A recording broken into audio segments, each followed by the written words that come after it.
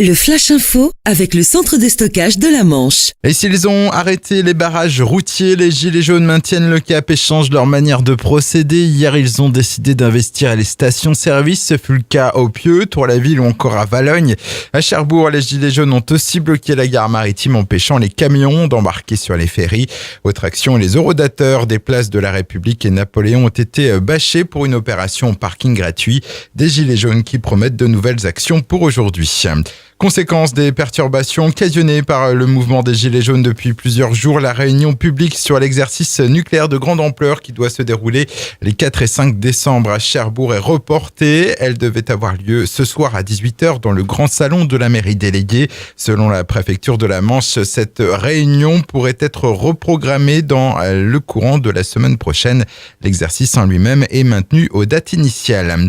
La piste criminelle confirmée après l'incendie d'un bâtiment du centre Jean Itard à la glacerie le 1er novembre dernier. Le rapport d'expertise judiciaire a aussi mis en avant le départ de 2 feux distincts. L'enquête suit son cours. À Orano-la-Hague, les problèmes techniques rencontrés à l'occasion de l'arrêt pour maintenance programmée de l'usine UP2 800 ne devraient pas impacter la production en 2019. Annonce de la direction hier devant la commission sociale et économique.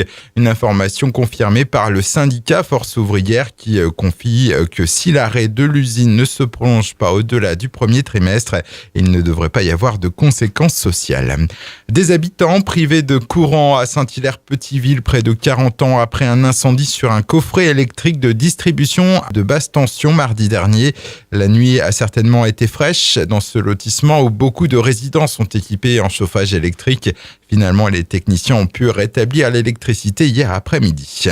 Et puis la campagne hivernale des Restos du Cœur démarre le 27 novembre. Ce sont quelques 229 000 repas qui vont être distribués durant 36 semaines au sein des 18 centres que compte le département de la Manche. Ce sont plus de 620 bénévoles qui s'investissent dans cette mission. Le Flash Info vous a été présenté par Landra, centre de stockage de la Manche à Digguleville. Pour en savoir plus et visiter notre centre, 0810 120 172, coup d'un appel local.